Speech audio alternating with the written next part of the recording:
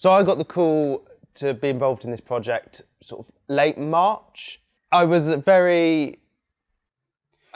It was a long list of requirements. It was, we needed it to be controlled, the movement, the pixel map, and the video map. My first thought was I had to be involved in it. I couldn't say no matter what, because of how unique and how amazing it was. I got my laptop out, I had AI running on my laptop, Titan running on my laptop, Capture running on my laptop at the same time, all talking to each other just to show that it could be done. The major challenge for me was how to combine this video, the DMX side, the pad and the tilt, all together and make it flow into one. First thing I thought of was Avolites and their feature set Synergy. And I went from a T3 up to a D9 in a space of about a couple of days when we realised what was actually involved. The challenges of sort of getting all that together, getting enough processing power from the desks to control it. And let's not forget time as well. You're actually looking at a lead time. When we sort of only found out mid-March, we only had about a month to sort of pull everything together. And obviously that was the same with the set contractors as well. There was lots of creative changes, lots of, you know, this won't fit, this has to fit through here. So everything was getting chopped and changed. So it was all, you know, coming together in the 11th hour, and we had a few days of pre-rehearsals down here where we laid everything out, programmed everything as best we could. But obviously it wasn't until we got up into Liverpool where we actually saw it all on stage and all came together on the night before the first rehearsal. I think I first sort of started working on this on like the 6th of April.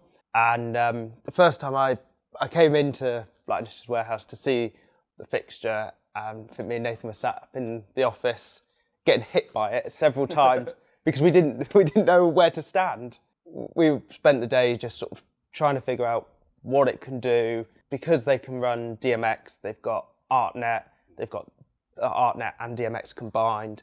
And so I think in the end we went down the DMX route. Thinking about the challenges we had, it started sort of at the beginning and the 366 channels. We knew that with 43 of them, we needed 43 universes. There's not many desks out there that can easily handle 43 universes with just a desk. We looked at the Avolites D9 that can comfortably do 32 universes without any other processing. It's our only desk that can do that. To get the extra 16 universes, we needed a TitanNet processor. We also then needed a backup. So we had a backup TitanNet processor. It also meant that I could split the processing power between the D9. So for Eurovision, I had to turn on legacy mode. We had 6 minutes to get that structure on.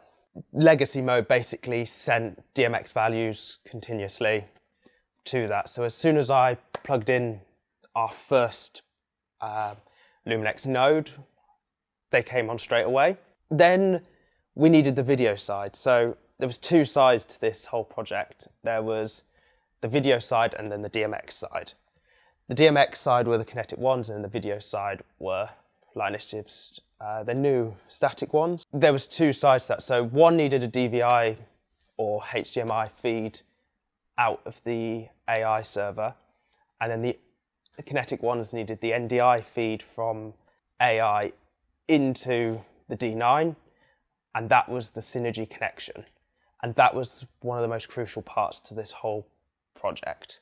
So I had a rack at my front of house, which had 2 AI servers, main and a backup, 2 TMPs, which was the main and the backup, 2 Gigacore 10 switches linked together, 4 other Ethernets that came from front of house from Lightnish's processors. That all went up to the back of the stage where it was coiled, and then the team at Eurovision also helped us get that out and get it. I then plugged that up while Phil was inside connecting everything. A lot of redundancies that we had to put in place to make sure that it went ahead no matter what. If the timecode failed, I could manually override it. If the processor failed, we had a backup processor. So it was just, we got how we're going to do this. But then as it went on, we realised we needed all the backups, and it started then getting more and more complicated as the more we looked into it. As this was a new product as well, no one knew how they were going to move. When Sam was initially trying to program all the looks, no one quite knew what would work, what wouldn't work.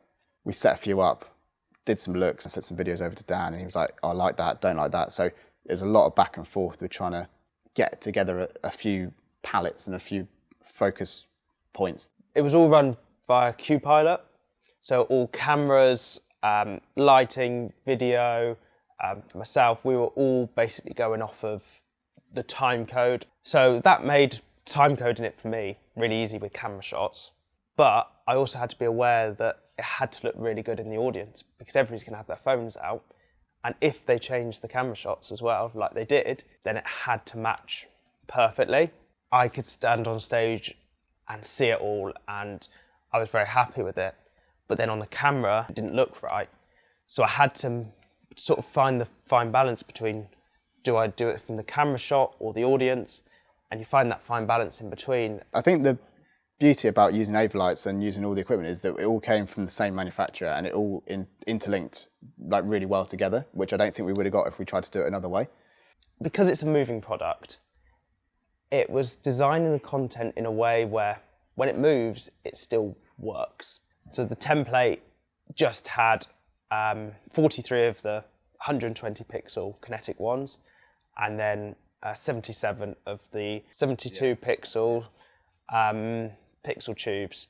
Then within AI, the 1 meter pixel tubes were mapped and then sent to X and Y coordinates, so Light Initiative's servers could read those. And then within Titan, each of the kinetic products were mapped one-to-one to a 1920 by 1080 full scale, which even support at Avolites were like, we haven't seen this before. Normally people scale it, but I knew as soon as I scale it down, so it won't look right. So that's why I needed a desk powerful enough to basically open that 1920 by 1080 NDI feed within Titan. The support that you've got and we've had with, you know, the kit and the expertise, the service has been excellent from Avolites. Because I needed the mapping in AI and the mapping within Titan, having that connection between the AI and Titan and having synergy was just crucial. We had such a small window to actually get this all sorted, locked in, how we were doing it, map made, content created, and then pre-programming and then on site. We could have maybe done it another way, but this was definitely, for me, seemed the most obvious way to go. Having Avolites, their whole outlook is having the total control over anything you're doing. And for me, that is exactly what we needed. Full control over every single pixel, the processing power, and then new D9 was just a dream. It just handled everything so smoothly. Couldn't think of an easier way of doing it than using Synergy and Avolites. The support from Avolites has just been incredible. I basically took over their office for about 2 weeks, just took their training room. I think I ended up ripping it apart at one point to take the servers out. They allowed me to use their equipment, their support, just answering my stupid questions. On the Saturday, they were like, if you're midway through the show or you need anything, the phone is like on, I'm keeping it there. I had a support network behind me no matter what was going on. Yeah, no, it was a real collaboration between Avolites, ourselves, Sam, Phil on site, the creative team at Eurovision, Dan and that. So, no, and Volt Packs. Everyone coming together has been really great on this project. I would definitely 100% do this again. I've literally enjoyed every second of it. It pushed me to my limits of what we can all do, pushed the products to their limits, and pushed all the Ava products to their limits. Definitely got to do it again because we'll get these out. So They are for hire, so you can yeah. just contact Light Initiative.